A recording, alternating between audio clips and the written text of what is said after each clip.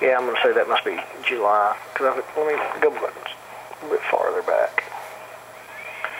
Let me go to here and get the whole string. So why are they having it at Country Day Club School if it happened in Benbrook? I'm confused on that. Oh, because I think the residents are all, the neighborhood association meetings they're having with are all Fort Worth people. Okay. I mean, they could have it in Benbrook, but I guess it's just easier for them to hop on whatever it is, Brian Irving, from that side of the road and drive down Brian Irving and cross. Okay, incident occurred at approximately 6:30 p.m. on Friday, 7/20/12 from pipeline gathering area between South Loop 820 and the what they call their Timber Creek pad located in Benbrook. So it wasn't really a pad site, it was the gathering system. It's basically the pipeline where they were pigging a line. A 2-inch plug associated with the pipeline gathering area cut out, causing a gas release from the pipeline. But I guess it's and the reason I keep saying I guess, because it's actually over in their area, and I can look at it. I've looked at it on an aerial photo, and I see, but it's basically like a valving station next to a pad site. So yes, it's the pipeline that I guess receives it's getting the gas from that pad. I mean, it's adjacent to it, basically. Was that a compressor station, like a bumper station? No, this is a pigging station, or where the valves and the pigging, where the line comes up above the ground, so they can launch and recover pigs and stuff. Was that lightning that struck that? No, I think it was just It says a 2-inch plug associated with the pipeline gathering area cut out, causing a gas release. So I guess that's either sand or something that cut the valve or pressure. Because I was really wondering if it was a loud sound, why they didn't have some kind of acoustic actuating device that, or any kind of a pressure change that would have registered in some remote, some remote reading that they would have shut down. The 2-inch opening was not great enough release. So it basically by having a smaller hole in it, it keeps the pressure on the line to keep it from causing their automatic shutoff to kick in. So is this... It'd be kind of like someone whistling real loud with a lot of pressure, but it's not showing enough pressure drop on their pipeline to do the automatic shut in, but it can be heard very well. Okay. Hey, those would be good questions you could ask the folks this evening. Oh. I mean, this is basically what I'm getting is exactly what Benbrook basically provided us. So, is there kind of any change that they're going to put on those pipelines so that it doesn't happen again, or? Well, technically, I guess you'd want it to do that again. I mean, that 2-inch plug is so that whole 30-inch line doesn't rupture. So you'd rather have a 2-inch hole than a 30-inch rupture. So I guess, that's going to be their call as far as.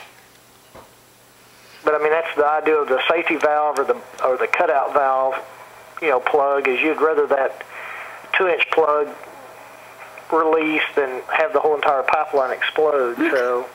And then they said there wasn't a phone number to call anybody. Did they fix that? Well, there was a phone number to call. I think the problem is the people in the Fort Worth side didn't know who to call. Well, they wouldn't know who to call because all they're doing is hearing a sound. That was the. And then somebody said something about a joke about a fireman saying they sent the police in first because they're not very bright. I don't know if that was really it's kind of not really a funny joke because they said that the firemen were not trained to really get, or were apprehensive about getting too close. Did you hear those rumors? This isn't nice stuff. Okay. I don't know. I guess firemen and police rag each other one way or the other back and forth, so I don't know. Not about this specific incident. I know the Fort Worth Fire Department dispatched to the residential area, the Meadows West Homeowners Association, or the area, and we're out there doing their meter readings and what all, but. Well, would it be something I can do an open request on the Fort Worth incident report? Just because they did respond, there is a report, right? I think you're going to get exactly what I'm reading off to you. Okay. And you've read everything to me? I'm just looking through everything that went from Zen Zimmerman, our councilman, down to me. Okay.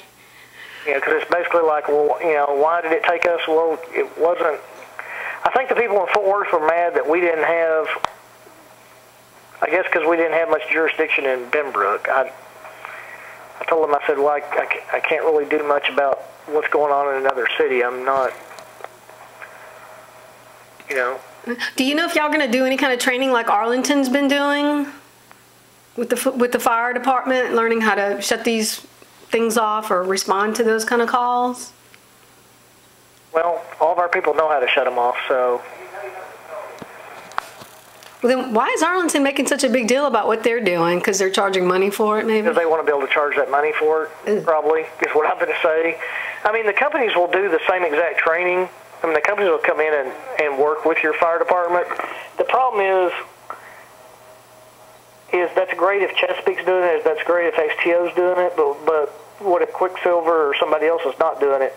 Not every piece of equipment's exactly the same. I mean, they're in general, they're the same, but one operator might have his stuff set up in reverse as far as, well, this valve does this and this valve does that. I mean, there's not any, unless you have it clearly marked like our ordinance states that this is the shut-off kill valve, then just running out there doing stuff willy-nilly is not that prudent, so.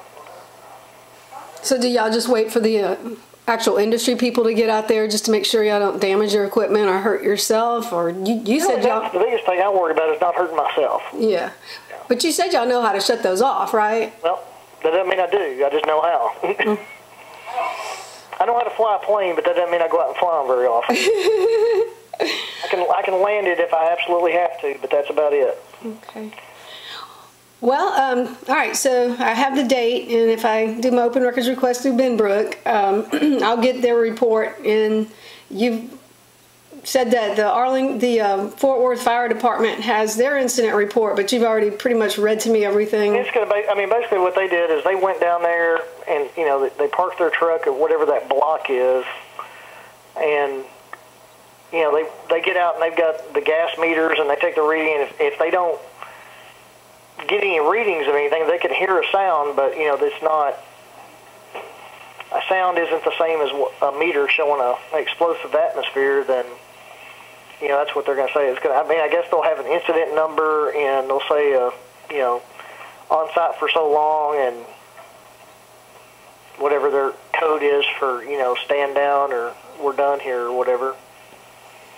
Okay. And did anybody from the city involve TCEQ? Fort Worth or Benbrook?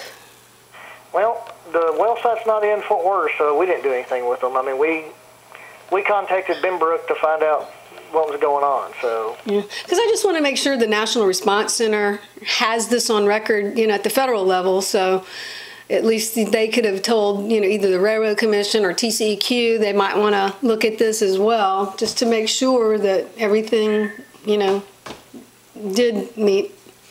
That no violations were found. So, okay. Well, thank you so much. I'm sorry, what was your name again? Tom Edwards. Tom Edwards, okay. All right, well, thank you. All right, bye. Bye-bye.